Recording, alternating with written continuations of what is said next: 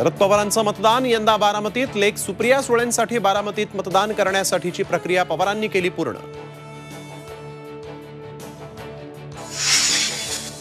नाशिकच्या दिंडोरी लोकसभा मतदारसंघात महाविकास आघाडीला दिलासा. माकपचे उमेदवार JP गावित यांची माघार.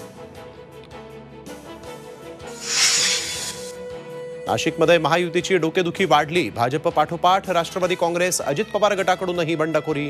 राष्ट्रवादीच्या निवृत्ती अरिंगळेंनी भरला अपक्ष उमेदवारी अर्ज. आढळराव पाटील निवडणुकीतून माघार घेणार का? संसदेत आढळरावांनी विचारलेल्या प्रश्नांचे पुरावे दाखवत कोल्हेंचा सवाल तर सादर केलेले आरोप बिनबुडाचे. आढळरावांचा पलटवार.